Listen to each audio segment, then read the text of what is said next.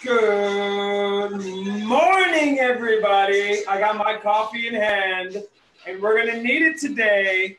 A chilly 22 degrees coming to you from an undisclosed location in Ohio. I got my main man, RJ Pepino. RJ, how you feeling this morning?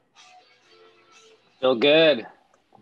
And of course, it wouldn't be coffee with the brewer without Eric Brewer himself. Eric, you staying warm out there in PA? No, I'm cold. I'm on my way.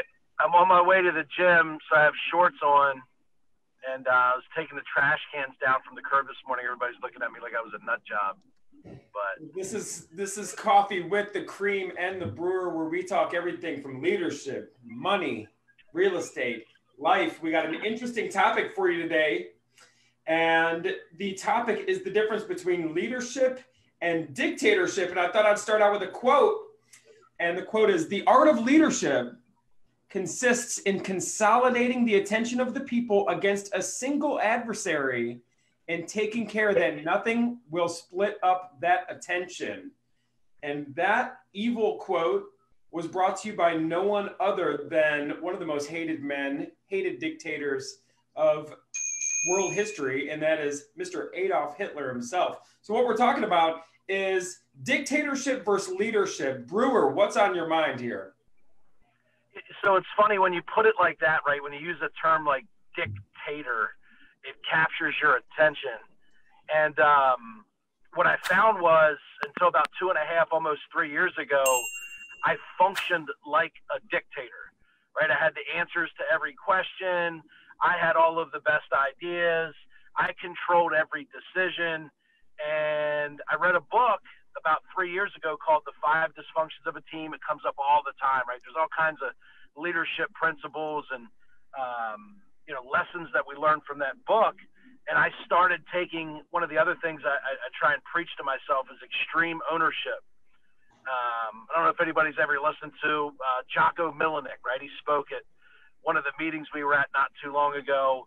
And one of the things that he talks about being a good leader is taking extreme ownership. And for those of you that don't know Jocko, he was in charge of training like all of the Navy SEALs that would come out of the West Coast. And he'd run through all these different trainings to prepare for battle and missions and all this stuff. And someone asked him, they said, what's the one thing that makes the difference between a great leader as a SEAL and then an average or not so good? And he said, it was really one thing. He said, when I was training them, I'd send them out and I'd give them, basically this impossible mission. I wanted to see them fail. Now, they didn't know it was impossible when they went in, but when they went in, they failed. They come back, they're all tattered and torn, right? They failed. They're just sad and defeated. And he goes, Corporal, what happened? General, what happened there? And he said, the bad leaders would say, the artillery, they didn't show up on time and they were late and they left us hanging. And you know what? Logistics, they were supposed to have supplies there 2 hours early. They were late and we had no supplies for 3 hours. We were doomed. And then the snipers, those guys, they weren't where they were supposed to be. They messed up. They had one job to do and they didn't do it. And because of that, we failed. And he said that ended up being the people that were horrible leaders. And he said, well, all right, well, what's the other side look like? He said, well, a good leader, the great leaders, would come back in that same situation and they'd go, General, what happened? Like, what you guys failed. What went wrong? And he'd go, you know what? I let the snipers down. I obviously didn't give them enough information so that they could be there on time to make sure that they had our backs, that they were there an hour before we got to that point to make sure we were protected in logistics. Guys, I had one job. All I had to do was give you the proper data so you guys could have the materials there far enough in advance so that we didn't have any issues. And the bottom line is that the leader would take literally responsibility for every single failure. And as they went out, they went to do their jobs and they went back to the normal world. The key difference between great leaders that went on to do great things and people that failed was their ability to take ownership for everything. And he calls it extreme ownership. So when I started doing this, it's really, really, you feel like you're lying to yourself, right? Like, Dave, if you, me, and RJ have a deal, right, and it's very clear that one of us is the leader, where one of us is in charge, and then it's very clear that the other two people are responsible, right? Like, let's say Dave's in charge, RJ's supposed to buy the house, I'm supposed to sell it, right? And then we set a goal for 3 months from now, and it's not sold. And RJ did his job. He bought a really good house. He got it renovated, and I just didn't sell it.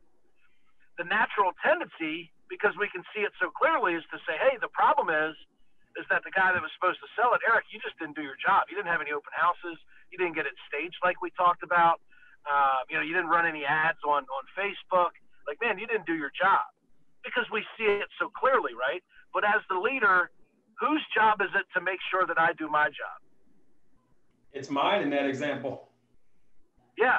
So in almost every example, right, if you're a leader and you adopt that extreme mentality of ownership, I say it all the time, and I preach it to our leadership team, and it's hard, man. It's just really hard to say you take credit for nothing and the blame for everything, right? So if that works out, we have the tendency to, oh man, you know what? I'm running a great business. We're buying and selling like crazy. Where if you think about it and you hear some of the great leaders, whether they're coaches, football coaches when they win a world, Super Bowl, or baseball team that wins the World Series, what do they always say? My team, our front office, our trainers, right? And then the really good leaders, when they fail, take all of the blame. And for me, that's been the most humbling, difficult experience, because I'm literally sometimes looking across the table from someone and they failed. Like they either, just flat out didn't give the effort that it deserved, or just made a poor decision. And what we want to do is kind of skip a step and say, hey, here's what you have to do differently next time to be successful. Where really, if we always take extreme ownership, there's always something we could have done. Maybe I could have trained them better. Maybe I could have made my expectations clear. Maybe I could have followed up more often to make sure that the process of selling was going as smoothly as it should have been. Maybe I just didn't have enough accountability. I gave you complete freedom to sell the property with no real parameters, expectations, or standards that we were going to operate in. So here's the key. You might say, well, Eric, that sounds crazy, and like that's pretty cool that you do that, but like what's the net result? The net result is it becomes contagious. Every single person. So Dave, if I say that in that situation, let's put the shoe on the other foot, and you were supposed to sell, I'm like, dude, RJ, by the way, man, you did a great job. You bought a solid house. The renovation looks awesome. Dave, I know you worked hard, man. Like every time I've ever dealt with you, you put your heart and soul into everything you've done, and it didn't sell. You know what? I let you down. I must not have given you the materials that you needed. I didn't check in with you often enough. It's clear that I let you down, and I didn't give you the support and clear expectations that you needed, brother. I promise next time that'll never happen. How are you going to respond? I'm going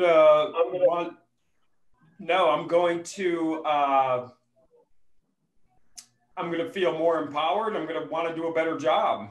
I'm going to want to keep fighting the battle. Yeah. You're not going to say, you're damn right, Eric. You screwed up, right? You're a jerk. Like you let me down. What's going to happen, and what I've seen happen, and it's easier to buy into this because, and here's what it's a little bit of a mind game, right? Let's just be honest. Like really what it is I'm taking ownership so that you'll take ownership. If I force the blame onto you, what do? Well, like, dude, you didn't, like, you overpriced it. Like, I didn't hear from you for 3 weeks. Yeah. And so what happens is if we always shift the blame, it's this constant shifting. If we accept ownership, it becomes contagious, and everybody starts to take responsibility for not only their own responsibilities, but the responsibilities of the team. And for me, that's one of the primary differences between a dictator and a leader.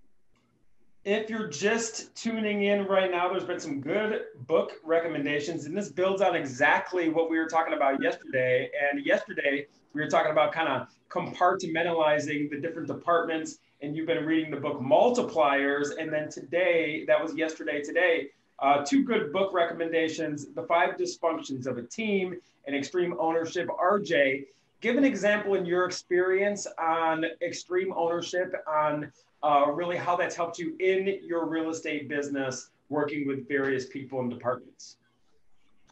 Yeah, so we had a situation, last couple years where we probably delegated too fast, and ultimately it was our fault. And that was the property management department that we once had internally. And looking back, that book, we actually did that exercise, had that book, did a book club with that person.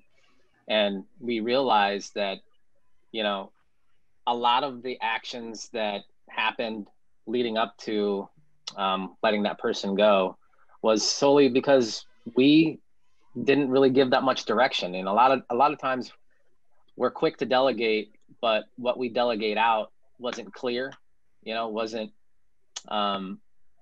wasn't like a really tight process.